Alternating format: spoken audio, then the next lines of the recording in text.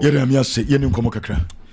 Ken me da say na akwa Friday na nsem bebre na na ewo ho odi bi aba me di bi ba kwaku di bi ba bigi suso e di bi eba na transfers ni ma ye shepa ye monitor ni o kakra am ye hu de ekoso teams na so because enchi bi na transfer no eba ewie na ma mention asem free Manchester so ye anopa no na wo de betu ye nim about komibenu ni situation after say Cobham catch Manchester United in penny for say Manchester than akuma so on pese obeye bibia basa na ebra Manchester United supporters a woman no etimi free omumu no playing time no benya playing time dia anka Manchester frontier ase na nkomo fa Cobham loan e ma no power the sad story ne by Manchester for penny for say bi omo boy ni loan on fighting for the position ewie 4 clubs ana asa approach Manchester BM for Cobham loan 4 clubs no Napoli,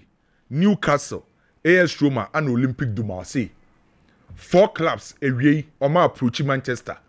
And the camp of Cobham say Manchester cry enton on a permanent basis there and come for Cobham fa mo loan. Cobham peso movie Echo club will be playing time because or per World Cup no ebiako. Now when you playing time na ho beche no already Ruben Amorim e dia to yenimu say Cobham ni Bruno Fernandes and a position back wabo into fighting for position. And the extremely difficult say currently Cobham will to Bruno Fernandes. Say 4 clubs no ye hwese Manchester Betia and also Montiasie. Napoli, Newcastle, AS Roma, Olympic de Marseille. Oma back for Cobham loan. Manchester the omon person beton on fighting for the position. Enti na nkosi se transfer be be no. Yenim de besi wo Cobham a situation. Ken anopano story about Bontain say Chelsea. Adam Walton, sa story no say who be a trendy say. Long-term target for Chelsea Adam Walton. Or Chelsea listing so Crystal Palace for Midfield no. Na in komo kakra you follow sa story na di komo kakra wo ho. Na me follow story na information am gather in here. The reason why Chelsea are targeting Adam Walton in here. Omon ka say omo kosan Adam Walton a season we. Chelsea phone him say Adam Walton no omo ntimi nyane say most especially time na ye drew what transfer na be dem for Crystal Palace say on betimi jai boy no am na free team nim. Enti de Chelsea e ma ne trigger Chelsea for say e wo say omo sha ase monitor branding nyina e ye Romeo Lavia. Chelsea for hu Romeo Lavia situation is say ni injuries no e ya ye too much. It is a wutie Enzo Maresca mpokra on the press conference or say still na brantie no omunya hu the fitness level ni ndu sa soro enti Chelsea for target Adam Walton say in case still na Romeo Lavia no ni injuries no esa real KBM eno anombetimi approach Crystal Palace for Adam Walton. So the reason why a story na ba bontini nyina no because of Romeo Lavia ba Chelsea no when your ankle injury, when your hamstring, when your thigh injury, when your muscle injury. Oba Chelsea na anu ya no. Romeo Lavia tine fie 298 days. Enti Chelsea for when say injury se ne ya doso. Enti say injury ne be koso say ya dia. Any a long-term target no. E was say Adam Walton. And yes a Chelsea for e kofa brantie ne enimanu ya. Enti because of Romeo Lavia. Oko Bayern e wo Germany a. Bayern aye signings ni bi wo ho bebre say some more try so betimi Chelsea wie for Nicholas Jackson. Now another player Bayern for targeting no osawo Chelsea Tariq George another player Bayern for etimi targeting no. Now the reason why Bayern for targeting Tariq George ni nyina is simple. After some Musiala eco prayer no the number 10 role e wo Bayern no big match at this season mabon against Leipzig. Na player company use no as a number 10 player no Serge Gnabry. Bayern for who say omo lack wingers bebre most especially say omo convert a winger to attacking midfielder no. Currently omo senior wingers e omo squad nim no Luis Diaz, Serge Gnabry and Abrante friend say Michael Olise. Enti Bayern for who say omo ansa nkonya another winger ansa mbeka ho na anya be fo a ebe affect omo season no. Enti awoso omo timi pe a winger ono ne ba ya no ombeye obi oba be starting lineup nim bo be free bench aba no wetimi abe complement the effort of the starters no enti Chelsea winger Tare George one player Bayern forces so mu wie Nicolas Jackson de ni say kukuro Tare George player ba kwa Bayern forces so targeting. Now the new offer Robertis kwa koma Manchester United for Anthony Enye. Manchester United catch Robertis say Anthony no ombeje 40 million euros. Clubs ahodoɔ every Turkey, Saudi Arabia the offer aba say omo ready to pay Manchester United asking price of Anthony 40 million euros no. Manchester person omo discount by Anthony say there be team of person obo no Robertis. Robertis for try so many Manchester United be reach agreement. Offer bi omo dia ko bia Manchester reject. Latest offer Robertis ede konieken. Omo person omo ko tua 25 million euros for Anthony. Na sa 25 million euros no just 50% of the right no. Enti anka Manchester United emfa 50%, no more Robertis emfa 50%. So say Robertis dachi bia no so mo sa ton Antonia. Eskemi ombenye bia no Manchester benye mu 50%. Enti sa 40 million euros na Manchester United pay for Anthony no. Robertis so mu ntimi ntua sa eska no bombe timetua emu 50%. A ombe timetua 25 million euros. Manchester United be accept sa bid no. And also more accept Manchester say there be omo pay 40 million enti ye ready deal no e ba akosie and na no pay PSG mpanyimfo ene Manchester City mpanyimfo esi nkonya na nkonya PSG ni Manchester City mpanyimfo si ni nyina no eye goalkeeper Donnarumma ye nyina nim say ofi PSG na ken anopa ne nkomo na e course between PSG and Manchester City na eye very positive yes PSG for no eye accept 30 to 35 million euros for Manchester City for Donnarumma.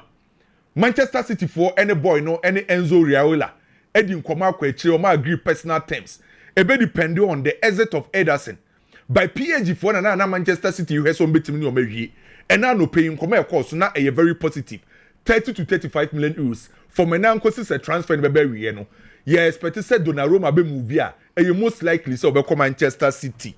Na Leipzig for Atom Xavi Simons Ediama Space Ajiska. Now what's a Leipzig pay replacement? Replacement ni na no yedi kan be catch say a Liverpool for player Harvey Elliott. Liverpool for decide say Harvey Elliott no omo nton no because on be hia no e wo mutim nim. The new offer Leipzig dey akọ so o catch Liverpool for say Semon nton Harvey Elliott in pokra on a permanent basis and come on for Harvey Elliott e man loan. Until Leipzig for the new proposal come Liverpool for say Harvey Elliott no omo penny loan. Say Liverpool and turn on a permanent basis na no ana Liverpool for so asa reject sa bid no. Liverpool for say on be compete e wo Premier League nim, FA Cup, EFL Cup, UEFA Champions League. I was say omunya large squad. I was say omunya squad depth. Play your free bench but I was obon ne homodin. And no ana reject sa bid no. Say loan no mo ntia say ma Harvey Elliott and call Leipzig. Ken na mi tie Radio Catalunya ewie ya o your presentation no. Na mi tie Radio Catalunya ewo Barcelona. Na breaking news me dey maw. Barca rejected Chelsea offer for Fermin Lopez. Ewie ya o your presentation ya na Radio Catalunya for so you almost post. Omo di omo na be in Barcelona for pa. Barca ewie ya omo rejected Chelsea offer for Fermin Lopez. Now on say the yet Ghana has here yeka se Fermin Lopez no 50 million euros, 60 million euros, 70 million euros no. Yes say offer Chelsea de call ye no. Ama Barcelona reject no. E below 50 million euros. Say yet yeka 50 60 no. Chelsea offer mo dia koma Barcelona no. Enduru 50 million euros. Enduru kra. Ana Radio Catalunya ewie you almost post show. Oma break is Barcelona rejected offer no. Ni nyina na say Chelsea enra ana Chelsea dey omu project omu proposal ana financial power e come Fermin Lopez ana ne camp. Fermin Lopez makacho say oyanda Stella no senior staff for me agents e wo ho no me baako nko 10 e ho na Joshua Bennett e wo e ho na Marco Vanzini e wo na among 10 agents omu Stella no only one agent ana air convince Fermin Lopez man in free Barcelona your friend Luis Alonso. So 10 agents omo ya understand no baako pe ana aka che Fermin Lopez man nko Chelsea Luis Alonso enti ene Chelsea offer mo de call ye no Barcelona reject a below 50 million euros. Ama Barcelona a reject Saudi and area. Garnacho so ewo Cobham. Akudu. O Cobham say amene o kase Garnacho ewo Cobham. Aye hwe so be ne medical say wie bibia. Na Enzo Maresca ne press conference no. Anansam trofo busa ne say omahu Garnacho ewo Cobham. Na wahu na ana so o no kre Garnacho ewo Cobham. Na Cobham na Garnacho wo no Enzo Maresca oni baby pote Paul wo. Na ehoso. Na papa friend say Enzo Maresca e dia tudwa say Garnacho ohun ne say oye winger. Enti Garnacho no oba Chelsea no obebo as a winger. Garnacho favorite position e left wing. Left wing go no obe compete with Gatins ana Pedro Neto. Enti coach na bie nanum ton o say Garnacho no oye winger. Enti Garnacho akopiem e wo Cobham ye hwede e ba akwa akosie between Garnacho na enra Spurs for the offer call Manchester for Cobham enra enumre after so mu wie Xavi Simons no omo sa the offer e call Manchester for Cobham ama Manchester rejected Spurs for offer no eno na ene ama Spurs for the offer sa call Wanda Metropolitano se omo kope Conor Gallagher enti enra after say Manchester rejected Spurs offer for Cobham no Spurs for SA the offer call Atletico Madrid for Conor Gallagher enti sa transfer no emususu ayehye Conor Gallagher ana Tottenham Hotspur so ye hwesa ansem di ba akosie na wo ka eye Facundo new player Chelsea afano no Facundo no oya Argentina ni abrantie or just 20 years ana Brighton for ko sign free Rosario Central edene by 5.3 million pounds ana omudi ni call loan with Leicester City last season Facundo Chelsea for air cofaning or say 6 goals and or 3 assists edema e team friend say Leicester na Chelsea for di can approach Brighton for no omo ye say omo ko permanent deal ana Brighton for communicate a Chelsea for say permanent deal dey baby a ye do transfer no omo ntimi inform ma permanent ana Chelsea for eti ase ana omo si loan dey omo beti ase Facundo aka yes e dey a Chelsea Brighton age Chelsea loan build no e dey atum Facundo e ko join Chelsea or ye attacking midfielder. It's a Fermin Lopez nyamba. Na che se Fermin Lopez de no. We Facundo no na ekoye backup for Cobham. Enti enim de besie se bibi fufuro be sesa de a. By say Facundo aka yes e de a Chelsea. Facundo offer loan no Brighton Ken omagia tuma. Say de ye expect say Facundo ba koye medicals. E de ama Chelsea bobu ko no nti ye se Chelsea betima say excuse me. Say last season 6 goals 3 assists. Oh, when the previous 2 seasons, last 2 seasons, no, you're bad the crowd. Okay, goes for now. Say backup Bianca and you're bad. Chelsea are smart because when you have Fermin Lopez and offer this boy loan, so be backup on your starter now. Oh, Facundo there. Only okay, Mascherano under 21 team, you know, Argentina national team under 21 na Mascherano nene coachy. Facundo Bonanete, Nico Pass, and Maximino Peroni, Manchester City akwada no na akoma komo no. Na ne ebo. Na mamini wundi komo kakra say it is a transfer ayo bia wanwa. Because every year but Brighton form ya ni pabone for na. Ade. Team bia kwa Brighton na. Hwe kwa me hu de esia na. Omo twu mu sa Chelsea kwa wiye fa kire wa. Omo de play na ma no. Enti Chelsea de kwa Brighton na Brighton for no. On say boy na tiu nanka Facundo or call Leeds United. Enra area. Leeds ebuki flights man say omra. Omo buki medicals e dia man say omra meya medicals. Flights the boy now fro because Chelsea had called him so on train. Na play so. If be bia you okay, one call Leeds. Unko tuaka. Hwe mama ka sam kirem. Todd Bolly ebe take over 30th of May 2022. Obaye June, July, August, September, now was at Chelsea a top place. Sad time, you know. Now, if you do remember, Granovskaya, and Peter Cech, I know we transfers the Chelsea. no mo de ni nyina ase ombeko omunya issues with the Todd Boehly management. May can some dey see these boys contracts as some they Chelsea. So the first 4 months then easy. Todd Boehly had to go into the market, to top place ni be what should be told. Ye di bu no but now be anything. Kofa Koulibaly, Raheem Sterling, Kanichi Chukwuemeka, Wesley Fofana, Aubameyang, Marco Cucurella, because the team now as we in the desperate mood. After buying all these players, November, and a Chelsea kofa Paul Winstanley said, on by head of global recruitment and farmer Chelsea. Make some Paul Winstanley, Chelsea air kofa no onu nana a year scouts, head of scouts Edema Brighton. The last transfer, sir, Paul Winstanley a year de man Brighton and San Ojal Brighton wako na ye Julio and Chisu. Na ye Facundo Buonaneti, na ye Billy Gilmore, na ye Simon and Dingra. Sana no what say Julio and Chiso na Chelsea for open. And say Abedruwi. Into Paul Winstanley, the signings or Yedema Brighton no, 2 of them. And now she say Chelsea for Epe.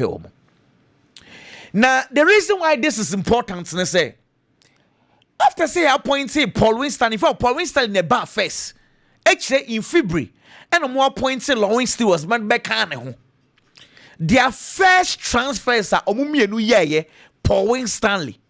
And Lawrence Stewards, Omumienu Yeye as Chelsea sporting directors. Todd Boehly, and Gabali, Jaimo Muyeye, no. And Kofa Nicholas Jackson. And Kofa Cobham. And Kofa Moises Caicedo. And Kofa Romeo Lavia Edibaye. It's right from their first transfers. Chelsea, Todd Boehly, omunyine jejumane di ama omo. Pacho komana odi no what I say. Now, so the kind of believer Todd Boehly in the board of directors, and what the 2 sporting directors, omo ka asamo penyifo ni tie. Inti bibia wo ye coach wo ye bia no a, they first listen to their 2 sporting directors.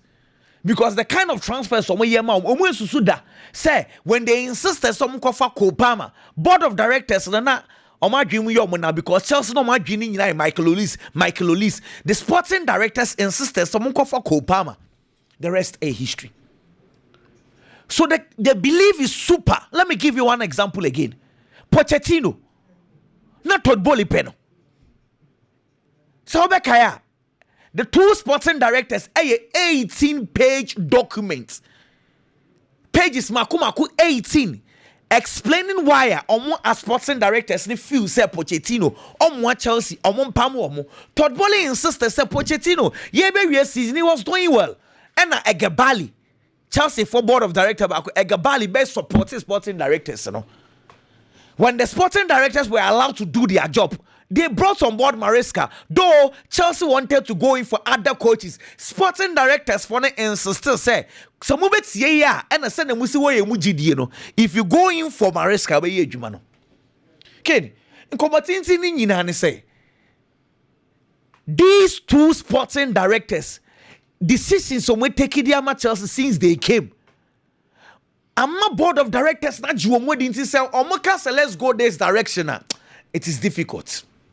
A bad say mpanyifo na betwe omanu de esi form senye sa Xavi Simons Paul Winstanley na esi omunyai Xavi Simons de Paul Winstanley so I insist say I say boy ne talent no who ni senye sa Chelsea could have gone in for him. Paul Winstanley say Chelsea for onyai. Now the Facundo Buonaneti conversation, just like what Kami is saying, left-footed. Left for Nibia, Otimi bo, ne bo na to say extava odi ani bi. O kati in, o bo short e ko, Otimi bo as a right winger, betimi abo as a left winger. Nemom na ho ndim pa a right wo. Otimi bo as a number 10. Last season Brighton now so on timi mo bo no. And I'm the no call loan. And no Cobham loan. Leicester wakone nem wa Leicester and wa Sanswaba. It's obi anim so or call list. Me man na nyen that say Chelsea for will even make an approach. In fact, me say Chelsea for wanted this boy. They ba me timu first na say blue co and fano. Chelsea for fano no de na contract book. Just like they wanted to do for Julio and Chiso. But we are beginning to learn, say, Chelsea for Lancashire person on boy. No. I am surprised. The reason I'm surprised, they say, meaning say Chelsea for front four, no. Position be a 2. Number 9, a Dilap, any Joao Pedro. Right wing one, na a Pedro Neto, any Extravao. Left one, a Jamie Giddens. And as I say, yeah, for Garnacho, Eddie account. And then number 10 one, Ababeye Cobham. Into near Xavi Simons or Fermin Lopez to add up, send a position, front four in a 2. It makes a lot of sense. Now, Xavi Simons deal in here off. Fermin Lopez day, I almost off. Into Chelsea will still need one player to fill in that spot. Into say, Metese Sampa Facundo day say Chelsea team complete here. What it means they say, and yeah, Ebia Extravao no will probably be pushed to number 10. Na Facundo no akoka Pedro Neto who right wo. Because Extravao, the antipathy Chelsea for convincing the money buy and say Chelsea had promised him said that she be one man up number 10 ho. Until the one started from the right. Until the only reason that might be more reasonable was they be at the Chelsea for no want to put Extravao as number 10. But this is the problem. Ken, Brighton for no. Me no kasi almost on penulo, omunya joins on Beton outright too. Leeds United wanted to buy this boy outright. Nyame Aduma January, this boy qualifies to be homegrown player. Brighton or short to homegrown players. And see, the reason why I want to am Leeds are not insist to say loan, and say open as homegrown player. And see, it is for Chelsea to convince Brighton and say, Munton my and your loan as some. That is where we are today. They're supposed to be okay. Mean say, I say, why Xavi Alonso is also buying to the idea that Rodrigo Goes left one kwan obeti miabo. Mensa was why a story at the account. Vinicius Junior mean to me more rights. Left one kwan and made me abo. Kylian Mbappe mean to me more rights. Left one kwan and made me abo. Coaches na everybody are beginning to buy into this idea. I don't understand. Now, dear, I come out this whole conversation by and say, last season, Titru, time at Dani Cabayal, a pre-free Real Madrid team, no. Lucas Vazquez on your natural right back. Lucas Vazquez defensively or your weak. Inti wa obebo as a right winger tete ye kind of number 7 no. Who adwuma bebre because you have to always fall back to help Lucas Vazquez. And na sana na ball na Lucas Vazquez ebo no. Who ye number 7 na obesa because onyade. So that was the problem. So last year, whoever tried playing the right will be our Obre.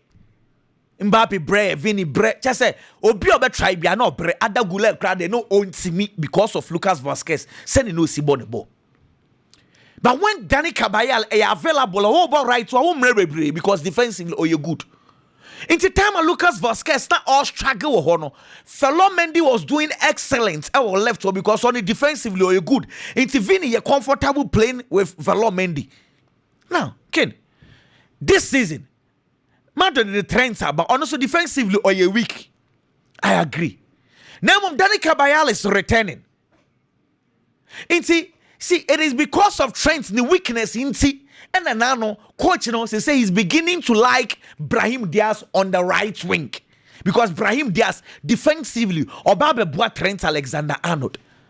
But Ken, so coach now find the solution to the right wing position. Not every single player running away go for the left one. Ken, I am asking say I mean we do nkomo Madrid attackers ni nyina the only player on complaining about the right wall Ibrahim Diaz. Na sane the season.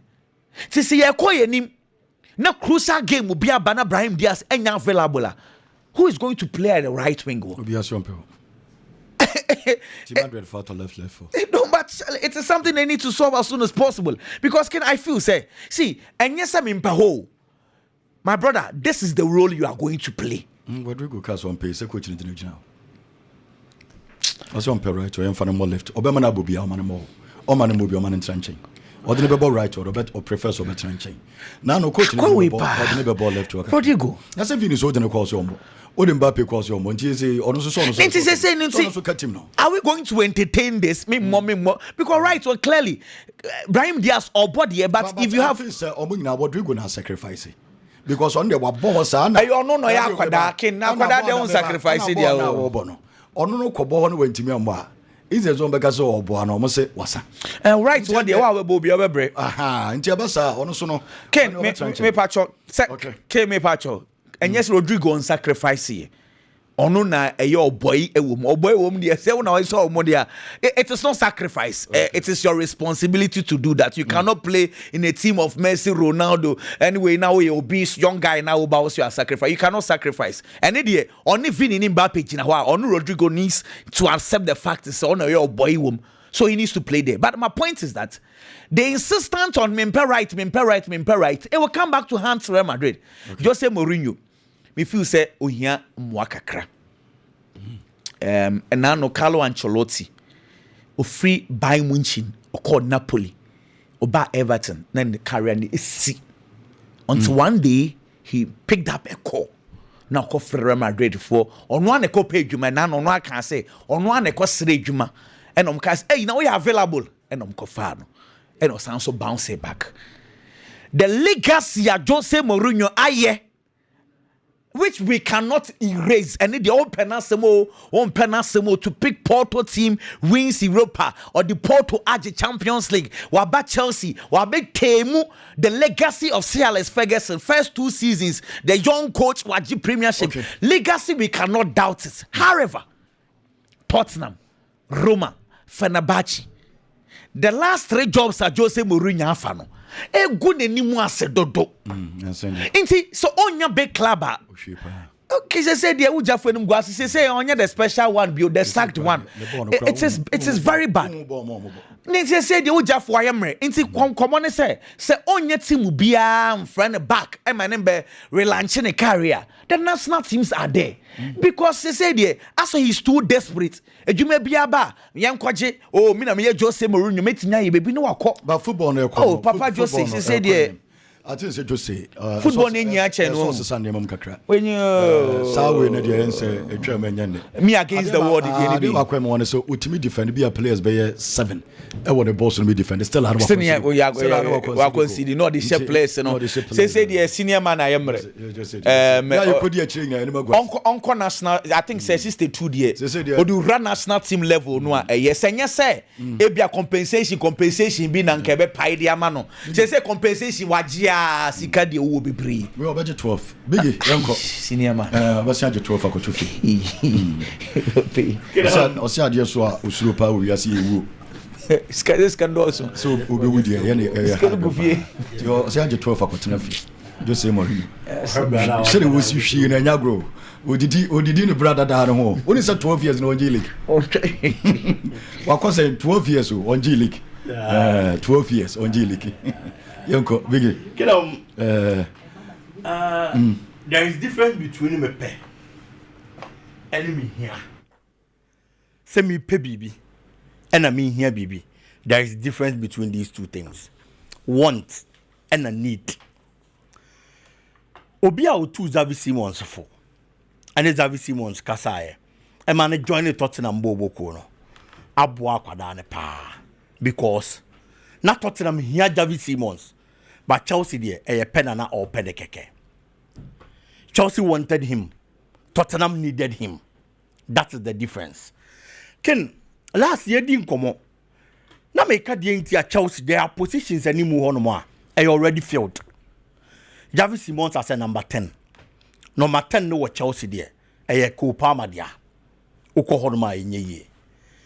But the Baba be World Cup. Every player be away Europe be empire born say o make him mover. O be go into a club o benya biabo. On your playing timer. And no be nam so man show the best. E wo park na so. Na ne man mu no. Ye free player said ya World Cup akwa kusi akan. Ye bobo ya bo no so ni din e di aka ho. It is a Xavi Simons wo ho. Na team say pena. E was akwada ni hwem no taking the best decision e be bo the career.